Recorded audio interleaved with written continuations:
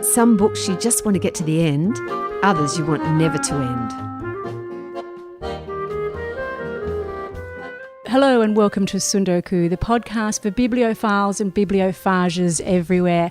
I'm Michaela Andreev. And I'm Kath Keneally. So are you a bibliophile, a bibliophage, or just all of the above? I'm not a literal bibliophage. I might have been as a child, but I do devour books, I could say that. And that's the phage, isn't it? So the phage is the eater of books and the phile is the lover of books. That's right. Well, before we get started today, Kath, I wanted to ask you a little bit about book etiquette, because I do consider you the June Daly Watkins of the book world, Kath. Why, thank you, I think. Definitely a compliment. No, I was with my aunt the other day and she is an avid cook, and I was telling her how I like a messy cookbook. It reminds me of when I was a kid, my mum's curry recipe always fell open to the right page because it was so messy.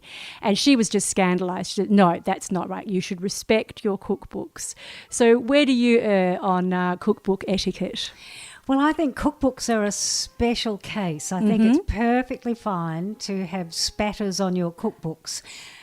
Fiction books, though, I think, especially second-hand, you know, an awful lot of books get sold second-hand with an amazing number of marks in the margins and fold-over pages, and that really infuriates me. The thing that annoys me the most is when people have written comments. It's surprising, even library books, obviously not new books, but you might pick up a library book and someone will have written in the front page, not worth reading.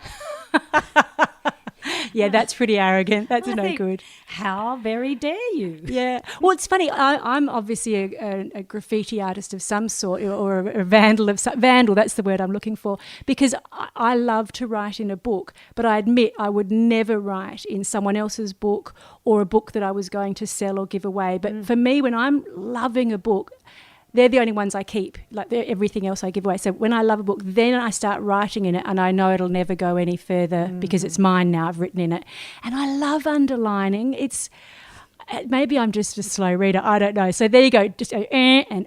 So I've got 2 counts against me. Page turning over. Do you turn the page, or are you a bookmark lady? I will never do that, but many people do. Know bookmarks all the way. Do you have a collection of bookmarks? Yep. It's amazing how quickly they get lost. I think if I collected them all up, I'd probably have about 50. Yeah. When I want one, I can never find one. And what about inscriptions? If you're going to give someone a book, Kath Daly Watkins, do you write a dedication in it? Well, yes, but as brief as possible, I think, would be what I'd say. Again, as a collector of second-hand books, it's rather sweet when you pick up a book that says, to Joy, Happy Christmas 1953. Yeah, you know, from that's Uncle Freddie and Auntie Marge. And that's rather gorgeous, you know. So along those lines, yes, fine. Oh, good. All right. Well, that clears up most of my etiquette concerns for the time being. I'm sure if anyone has any more, they'll let us know. But let's get on with the show. I thought we'd kick off to begin with an interview that Annie Haswell has just done with Miranda Darling, and the book's called Thunderhead. Now, she's quite an unusual author of novels in that she has a master's in strategic studies and defence, and she's worked in the area of terrorism and in non-traditional security concerns, which I think sort of translates as those security threats that just come out of left field, you know, danger that we didn't see coming. So I'm going to guess that the book was a little bit heavy, that tackled some big issues. Annie tells me that it actually centres on a eastern suburbs Sydney housewife who is just not sitting well in her space. She's uncomfortable and feels disconnected from everyone around her. I think maybe what we should start off with is a quick reading from Miranda so we can get a taste. I once drew myself as a cartoon and then cut out the figurine and carried her about in my purse, hoping that one or other of us, I was hoping me, but I was willing to be generous, might find the freedom to soar above the flat metal escalators that tap your trolley wheels and find some extraordinary freedom. It is an experiment, I had declared, in outsourcing the self. Well, that certainly had echoes of Virginia Woolf's Mrs. Dalloway, and I guess it's no coincidence that the lead character of Thunderhead, her name is Winona Dalloway. The book's called Thunderhead, which has obviously got weather connotations. So Annie asked Miranda to explain the title. The title Thunderhead came about because I'm very passionate about my clouds and about the skies and weather systems in general. And I'm a member of the Cloud Appreciation Society. But also in Sydney here, we get these extraordinary summer storms when it's been very, very hot and it gets oppressive. And then these clouds start to build to the south and they start to tower over and they threaten to bring a cold change, a weather front, a complete shift in atmosphere. And I felt that the metaphor was very fitting for Winona's situation, which is basically an internal and external weather system of menace and oppression that just grows and grows, and you can't quite pinpoint exactly where the pressure points are, but it's just this feeling that it's building to something, to some kind of watershed with the threat, and then sometimes there's lightning in the thunderhead, and so I felt like it was a fitting title, and I think it's quite a powerful word as well. And it has a great deal of menace implied in it. And yet this is one day in the life of an eastern suburbs housewife, and you feel that she's a wild spirit trapped by a domestic situation that's, in fact, as she says at one point, not bad enough to leave. Now, a lot of women would feel a kinship with that idea and with how banal life with small children can be, even though it can be wonderful if you've had an exciting career before. What makes Winona different? I think Winona is, her situation is particularly extreme in the sense that her life before was enormous, her life now is very, very small, but she's living in a very restrictive, frightening situation that's getting more so. And it's a situation that, and I think a lot of women struggle with the change in the perception of self with motherhood and wifedom, should we call it, to borrow Anna Funder's amazing phrase. But she has this kind of situation where her very core is being cookie crumbled and eroded, and she's made to doubt her sanity, her reality, everything about herself that's most fundamental to her is being called into question. And then she has an imagination and a very rich interior life. I think we all do. Hers is particularly loud and vivid, and because of the stress she's under, she's fracturing. So we have the 5 voices.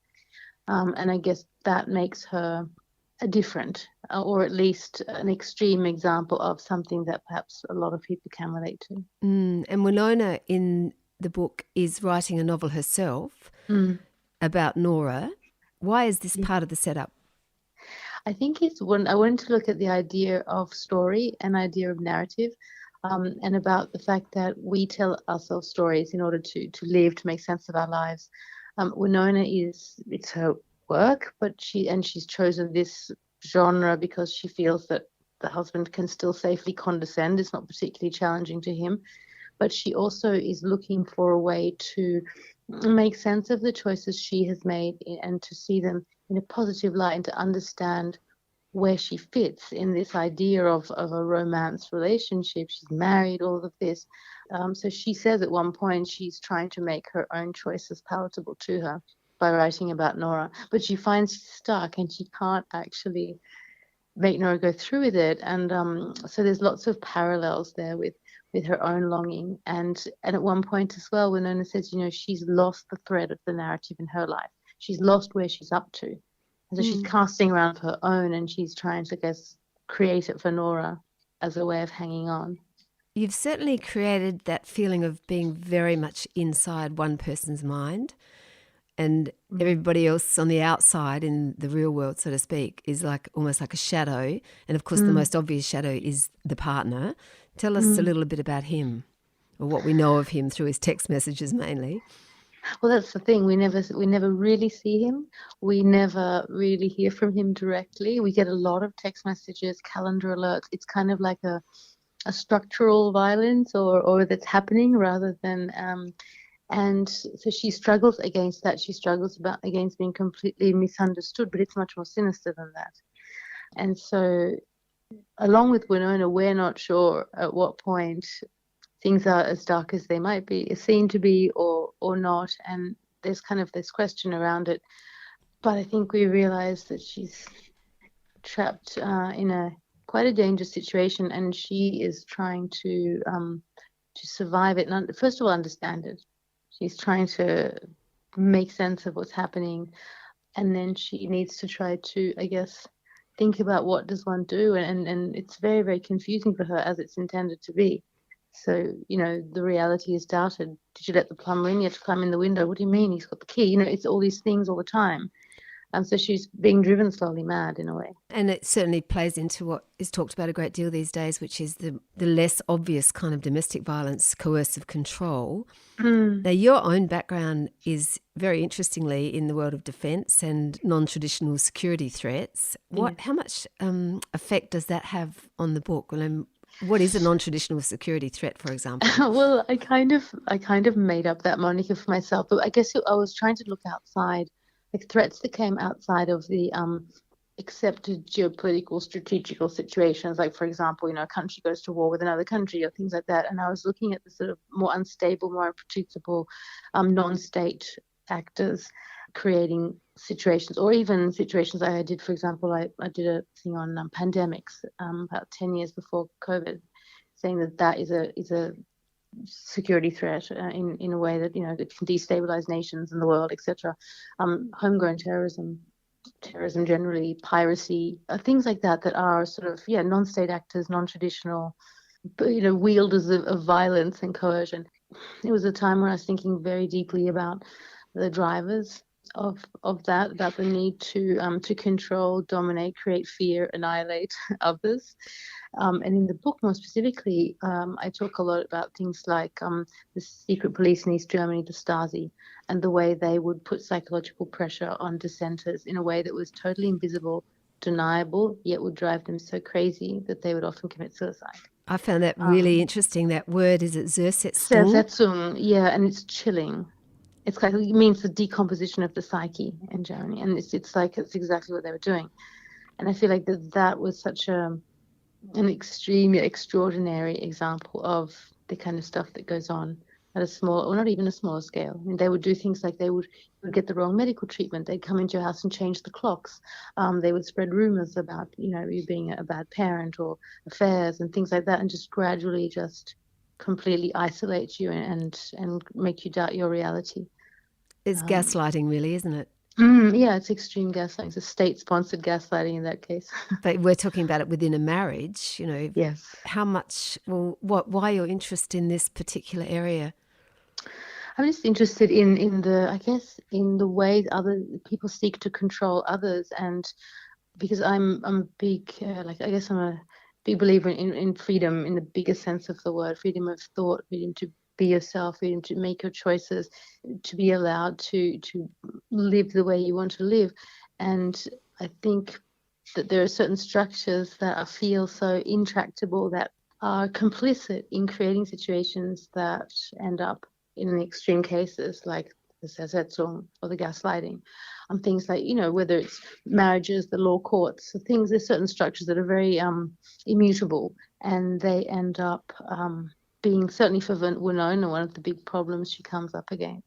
Is it about the structure of marriage? Are you saying something about that as a structure that can condone that kind of behaviour, the kind of rise of one personality? Yeah, I think the social structures that we kind of accept and ascribe to can be set up in that way that, someone has the power to really control and damage someone else in a very deep way. It's invisible.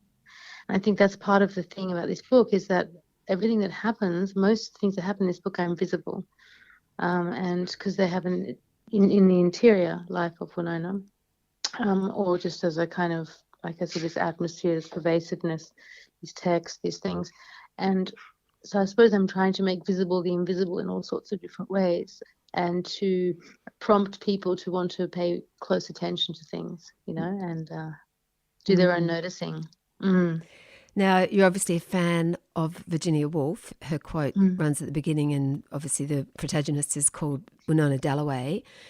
Can you explain how that book, Mrs. Dalloway, which is about a day in the life of a woman preparing for a dinner party, very similar, how much that influenced you and where you wanted to take that idea, I suppose? Yeah, I think, I love Virginia Woolf's work, and, Room of One's Own, seminal. And Mrs. Dalloway, it was more just the idea of the domestic sphere and the attention paid to the details and how so much can happen in one day. It's one day, but it's a universe, a lifetime. And so there's this play between the external time and world and the internal experience, and the chronology is completely exploded in the internal world.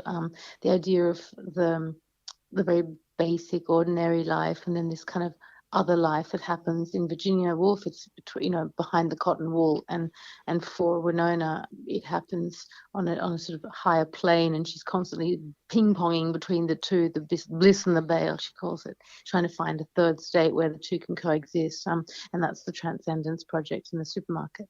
So yeah, I think probably just the domestic sphere is interesting to me because it's not battles, kings and elephants. It's not really lionized in most literature, and I think it's an interesting space to try to pay attention to, and to flip things around for people. I think there's a line somewhere about the dictator. He who tells the story loudest has the story, or that's Yes, I'm not getting it yeah. right, but that. Can you perhaps Yes. quote that properly to me? Yes, well, it's something she learns in Hollywood. He who has the best story wins. So it becomes a battle of narrative, and that goes back to why she's got Nora, and and the books she's writing. It's this constant struggle to retain control of the story, and she's completely lost control of the story in the book, and that puts her in a very precarious position. And do you think for many people who wouldn't be in as serious position as this one, it does bring some drama back to lives that don't appear to have any drama but really do have drama deep down?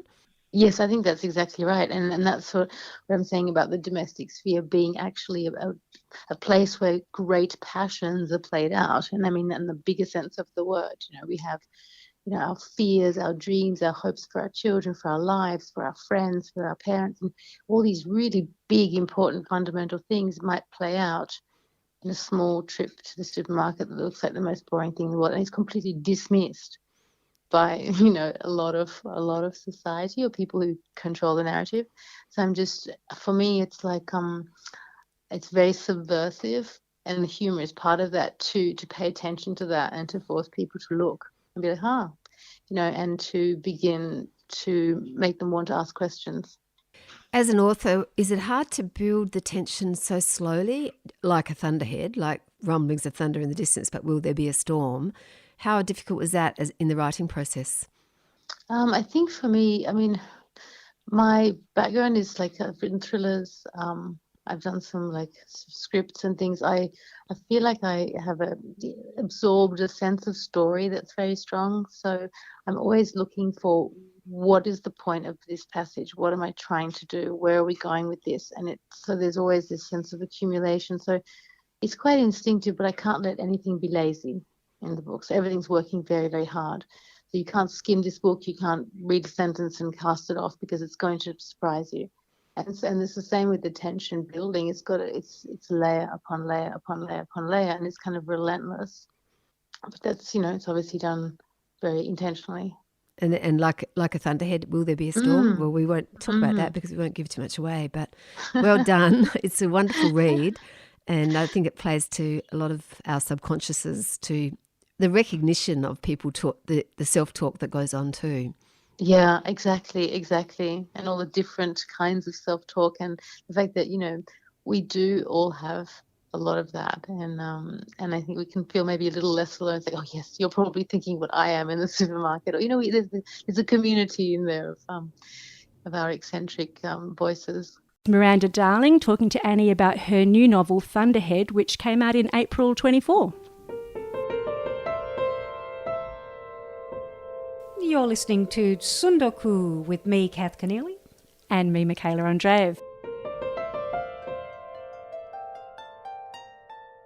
Now, Kath, I believe you're going to introduce us to a poet who's ventured into fiction for the first time. I am. I've known Belle Schenk for some time. She's the author of 3 poetry collections, and she has just come out with her first novella from Spineless Wonders Publications, which I absolutely love. Where are they based? They're based in Sydney.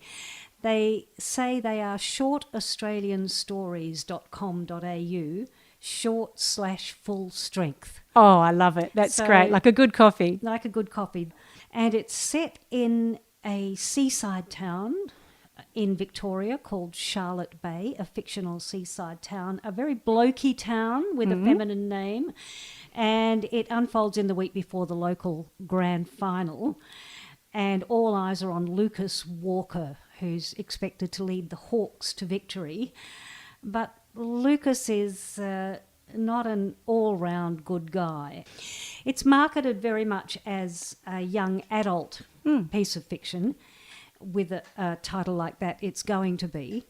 So that's what I asked Belle about first, whether she wrote it for young adults.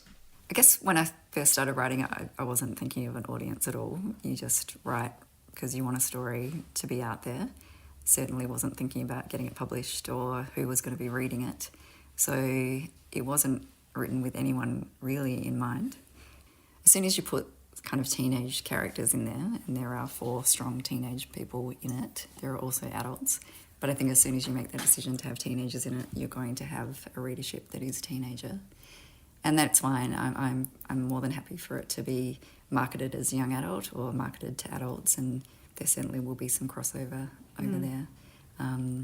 Books like Jane Eyre or The Catcher in the Rye, I would say that they're kind of similar in a way that a lot of teenagers read them, but I don't think they were written with the teenagers in mind. I think they were written for a general audience, and yeah, I'm hoping to have a bit of a crossover. As an adult, and in fact a parent of adult children now, reading it, I thought the age of a reader will be quite interesting as to what grabs you most about the novel. So I was pretty interested in the parents in this novel, and the parents have to deal with very bad behaviour on the part of one of their 2 sons, a rather indulged son, Lucas, who's the star of the show in the footy side in Charlotte Bay, which is a coastal community which is footy mad. And he's getting away with murder. And because it's such a pared down novella, you only leave yourselves a few opportunities to kind of show us the characters in the round. And I think you do a really good job with the parents, because the parents, well, they make regular appearances, but not a lot. And we're judging them for how they're dealing with the situation. Yeah, well, I'm a parent myself, not of a boy, of an 11-year-old girl who hasn't made terrible mistakes like Lucas has, and hasn't been indulged as much as Lucas has, and is not a rapist. And I laugh about it, but, it's not really funny at all. I wanted to explore how a mother would feel when their child does something really bad, and how I kind of put myself into that situation was, just thinking of stuff that my kid could do that would make me feel that way. And I feel like my gut reaction a lot of the time would be to help her through it and try to understand where it came from. But in this fictional world of this, 18-year-old boy who's raped someone, would I do that? Like, would I try to teach him? Would I try to punish him? Would I try to understand him? Would I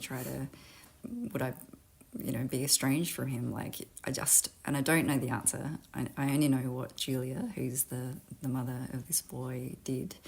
And I won't give away, I guess, how she feels at the end. But there is a journey that she goes on, which is trying to accept it. Well, first, not believing it, because you wouldn't. I don't think you would if you've raised this child to be this perfect child, who could do no wrong. He's so entitled. He thinks he can have everything. He's not only given everything from his parents, but the town just indulges him and thinks he's the bee's knees. He gets away with everything. He gets away with not quite murder, as you say, but he gets away with one of the most heinous things you could do to someone. And it's really interesting and putting myself in the shoes of her, but also trying to do that with the father as well.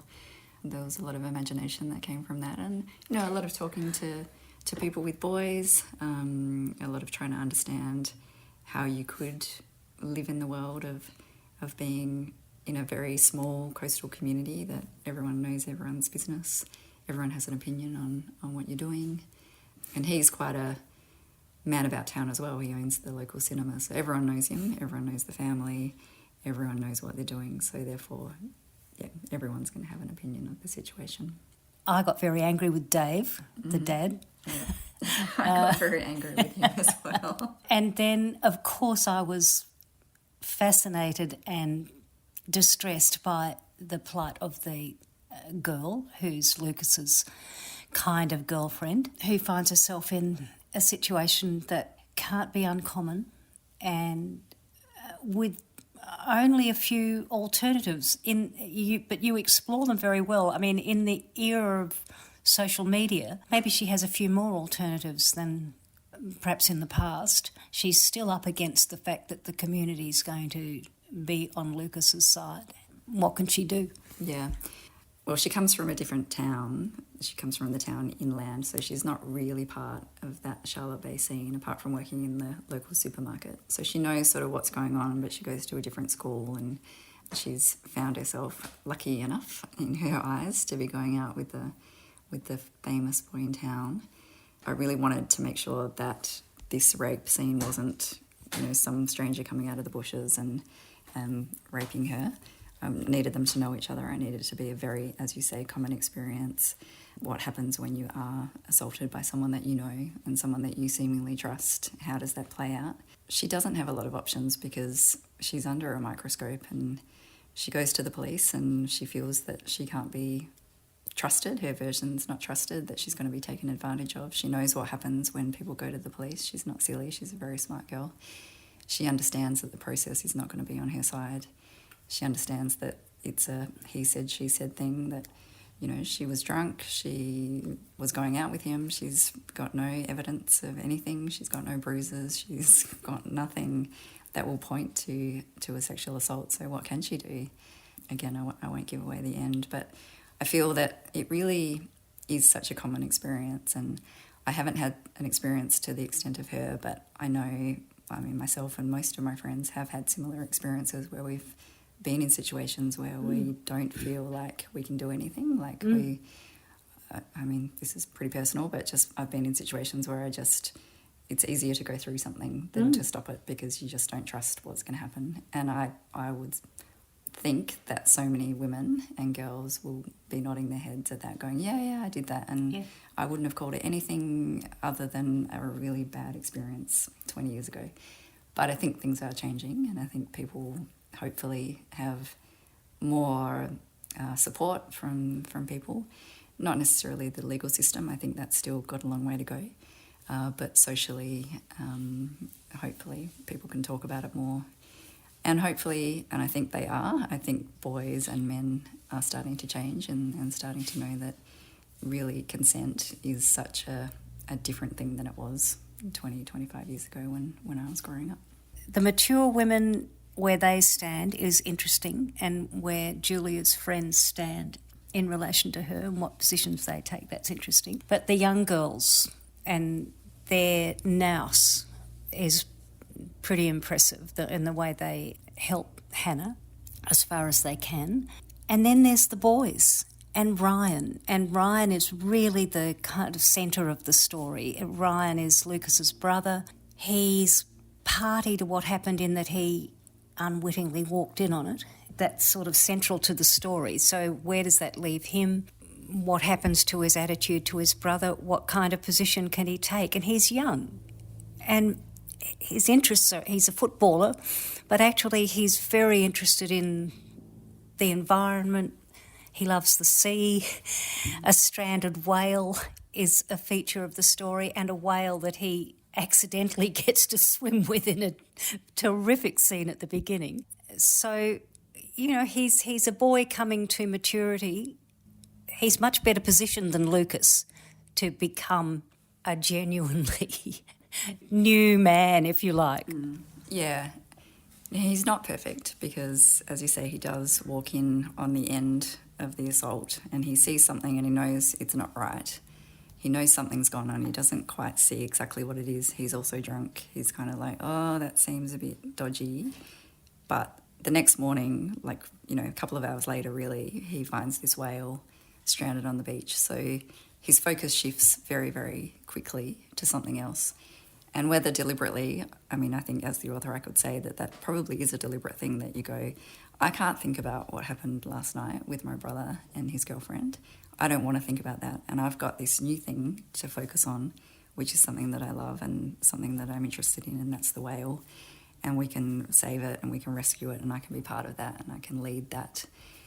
His masculinity I wanted to explore as well, and contrast that with Lucas's, which is a very Aussie type of masculinity, whereas Ryan, he's only 16, he's coming of age. He's learning a lot from his girlfriend, but also hopefully his mother and the environment around him. I don't want him to be that perfect kid, but I think he could be a very good adult, and I hope that he is. And I hope that I've painted that towards the end, that he is sort of understanding that things aren't perfect with his brother, and he doesn't have to idolise him, and he doesn't have to get into this world of masculine football playing, and he can be something else. Would you like to read us a little bit of something from the book? As I say, it's beautifully concise. I think it's probably your poetry background that's making you do that. You've compressed and compressed and compressed, and so everything has to do a lot of work, and it does. So whatever you choose, I'm sure, will be significant. So this is right at the beginning of the book, after Ryan has gone out in his fishing boat with his football coach, Toby, and they've seen a whale in the distance, and they don't really know where it is, and they didn't expect to see it again. But I'll just start here. Ryan took his iPhone from his pocket. His heart was racing as he scanned the ocean spread. Behind him, the Horseshoe Bay, dull painted cars in the car park, smoke rising from shacks. The restaurant on the cliff resembled a conspicuous aquarium, glass walls and interior blue. He saw a cargo boat and a fishing vessel out to sea, returning already with the morning's catch. Ryan unlocked his phone and joined Toby as he stomped on the bottom of the boat. The sound of rubber soles, the 1, 2, 3 of a waltz, calling the whale to surface. Toby said, I saw her back curl over, skin rough as guts, but she was smooth as fucking silk in the water, the way she glided. How big do you reckon? Ryan said. Big enough. How do you know it's a girl? Toby shrugged. She, he said. Doesn't it sound better? She's got to come up soon. Come on. Seen one up close before? Toby said. Ryan shook his head. Not close. Saw 3 out west from the prom last year. Yeah! Toby stood. Ryan hung to the side and the whale shot out of the sea.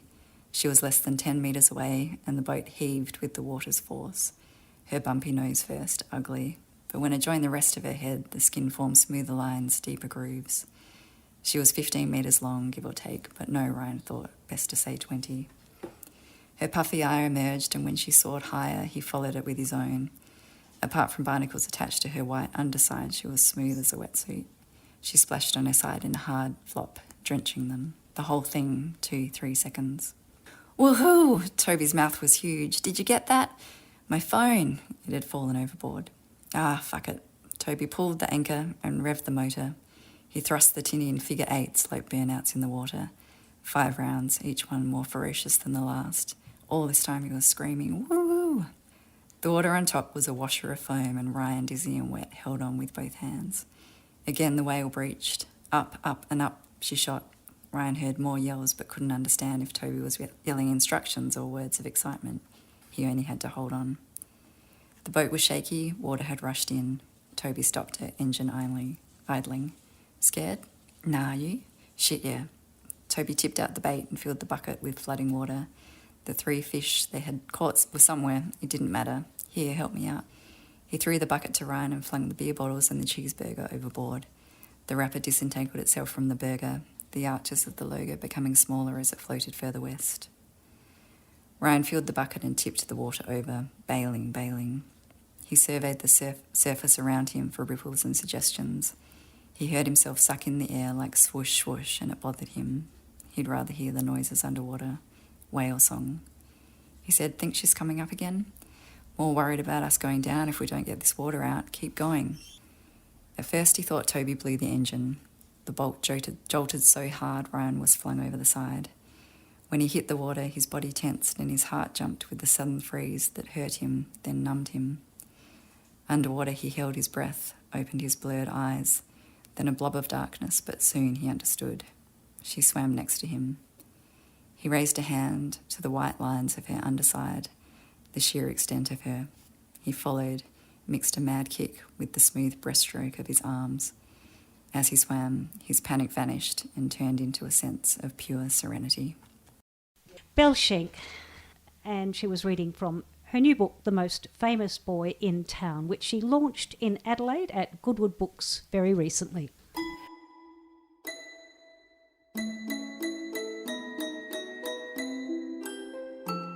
Well, I'm Kylie Cardell, so I teach at Flinders University in the English department, and I usually read non-fiction, but sometimes I like a good novel too.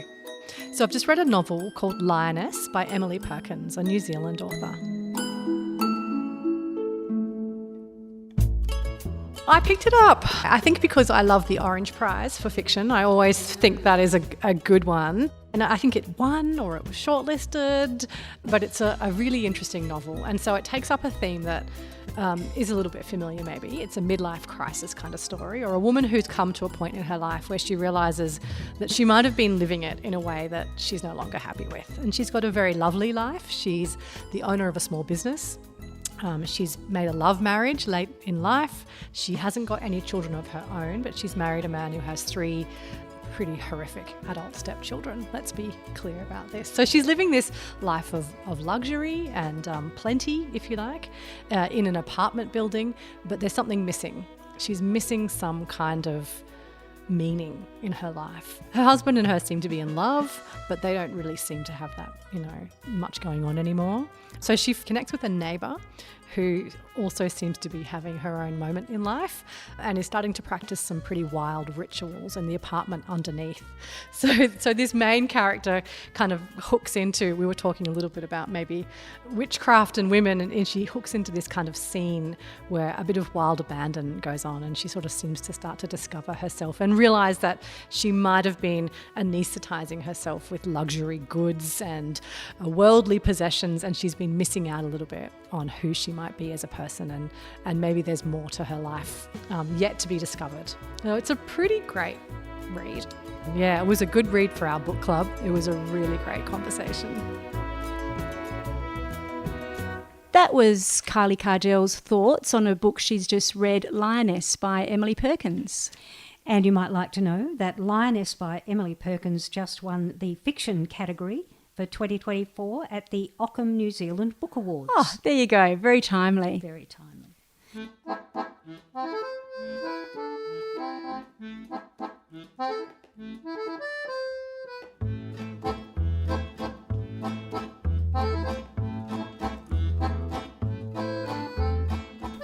That's it for another Sundoku. I hope you've enjoyed the varied menu and the etiquette tips. Yeah, we all know what to do now. I'm Kath Keneally. And I'm Michaela Andreev.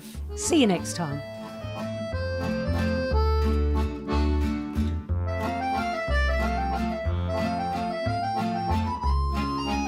This podcast is produced by 4 book addicts who are refusing treatment. Annie Hastwell, Kath Keneally, Sarah Martin, and me, Michaela Andreev. Our thanks to composer Quincy Grant for the music. And if you want to know more about the books, the authors, or the music featured in this episode, check out the show notes. You can find us on Facebook and Instagram at Sundoku Cast. That's TSUNDOKU Cast.